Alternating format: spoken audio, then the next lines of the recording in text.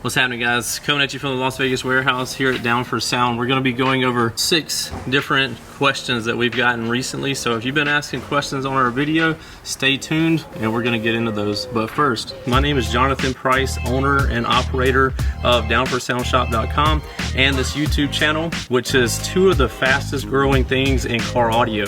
If you will, hit that subscribe button and enable notifications so you know every time we drop a video, and you'll get it sent to your inbox and you'll be able to check it out first. So let's jump right into it. The first question: my friend's stereo is a lot louder than mine. Man, doesn't that plague all of us bass heads?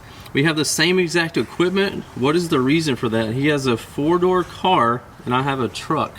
So I think the biggest reason for this is the cabin area. I think you have a lot more cabin in your truck than he does in his car. And cars usually just have they have louder tendencies. They're able to get louder easier than a pickup truck. So that's going to be the short and sweet of that. Of course, this is my opinion. On to the next question. Trigger1 asked this question: will a high output alternator damage your stock battery on a daily driver? The answer is no, it will not, because a alternator is only going to put out what is being requested of it. And usually, say a 12 volt battery, I'm going to try to keep this as short and sweet as possible so the video doesn't end up being 30 minutes, but say the alternator is set at 14.8 volts. Your battery is at 12, say it floats around 12.6 to 12.9. So when you turn your key off, the battery float voltage, once the alternator is not charging it at 14.8, it goes down overnight to somewhere around 12.6 to 12.9 if it's a 12 volt system. This is what's known as the battery's float voltage. So anything over the top of that within range, you don't want to overcharge it. Like 15 and above, you'll start cooking the battery. But it's just your, say your amplifier is drawing the power directly from your alternator. So you're not going to damage your stock alternator, or sorry, your stock battery on a daily driver if you get a high output alternator. I actually recommend doing that first if you're going to start doing your electrical upgrades. Upgrade your alternator first, because in my opinion, that's where your initial source of power comes from. Big 3, high output alternator. Next question: Austin Plattenberg asks, can you get another battery without getting the alternator, or should you just get an alternator by itself first to see if it helps? This kind of goes over both, like what I was just talking about. I recommend getting an alternator first, because if you're getting into the bigger power consumption, bigger amplifiers, you're gonna have to get a high output alternator anyway. So why not go ahead and get that first? So if it was me, I would recommend getting a high output alternator first, and then you can start adding batteries from there. But again, you can do whatever the hell you want to. If you want to add more batteries first and then get an alternator, you can do it that way. But if you're asking JP's way, get your high output alternator first. Next question: Chad P. want to upgrade my alternator but don't know which will fit. I have a 2002 Toyota 4Runner. So if you're looking at getting a high output alternator, we'll pull up on the screen right here how you go about doing that. So what you're going to do is go to the website. You're going to go to the alternator tab, click on alternators, and you can click on MechMan. We sell a ton of MechMan. We stock a ton of MechMan alternators, so I recommend looking at them first.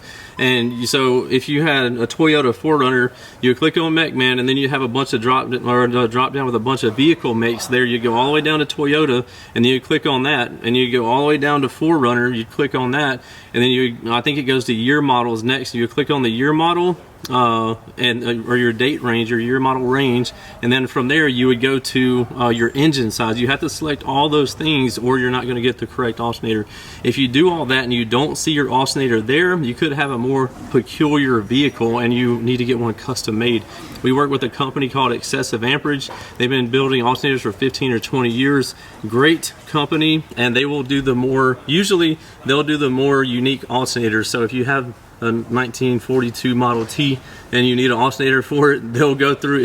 It's usually a little bit more expensive, but this is the reason why. Nobody else is building it, so it's going to be a little bit more expensive because of the rarity of the item.